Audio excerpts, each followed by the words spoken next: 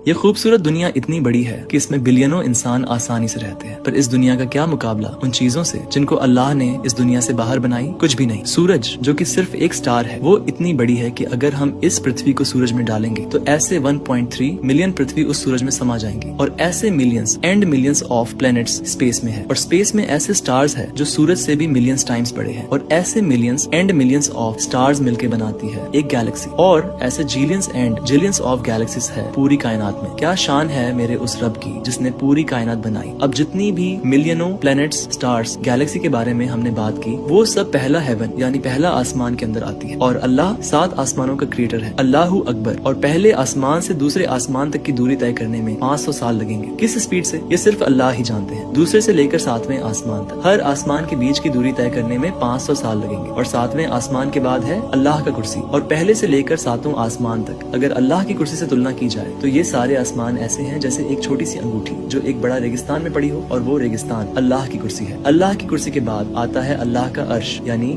اللہ کا سنہاسن۔ رسول اللہ صلی اللہ علیہ وسلم نے ارشاد فرمایا کہ اللہ کی کرسی عرش کے مقابلے میں ایسے ہے جیسے ایک معمولی سی انگوٹھی کسی بے انتہا ریگستان میں پڑی ہو۔ سوچو، وہ کرسی جس پر سارے آسمان ایک انگوٹھی کی طرح لگتے ہیں، وہ خود عرش کے سامنے کچھ بھی نہیں۔ پھر آتے ہیں وہ فرشتے جو اللہ کے عرش کو اٹھائے ہوئے ہیں، ان کے سر 7ویں آسمان میں ہوتے ہیں اور پاؤں سب سے نیچی زمین میں۔ پھر آتا ہے عرش کا مالک اللہ جو ہر چیز سے اونچا اور ہر حد سے پرے ہے۔ اللہ کی ذات کو نہ کوئی پوری طرح سمجھ سکتا ہے، نہ کوئی اس کا اندازہ لگا سکتا ہے۔ اس کی شان اتنی بڑی اور بے مثال ہے کہ انسان کی سوچ وہاں تک پہنچ ہی نہیں سکتی۔ وہ وہی ہے جو ہر چیز پر قادر ہے، سب کچھ جاننے والا ہے، اور جس کی مہانتا کی کوئی حد نہیں۔ اللہ اپنے عرش کے اوپر ہے لیکن اس سے کچھ بھی چھپا نہیں۔ زمین میں جو جاتا ہے، جو نکلتا ہے، آسمان سے جو گرتا ہے، جو اس میں پیدا ہوتا ہے، ہر چیز اللہ جانتا ہے۔ دنیا کی سب سے باریک بات بھی اس کے علم سے باہر نہیں۔ تو یہ مت سوچو کہ اللہ دور ہے، وہ قریب بھی ہے اور ہر حال سے خبردار بھی۔ رسول اللہ صلی اللہ علیہ وسلم نے فرمایا، جب اللہ نے مخلوقات کو پیدا کیا تو عرش پر ایک کتاب میں لکھا، بے شک میری رحمت میرے غضب پر غالب ہے۔ اگلا ایپیسوڈ جلد آ رہا ہے، اس سے پہلے ویڈیو کو شیئر کریں اور پیج کو فالو کرنا نہ بھولیں۔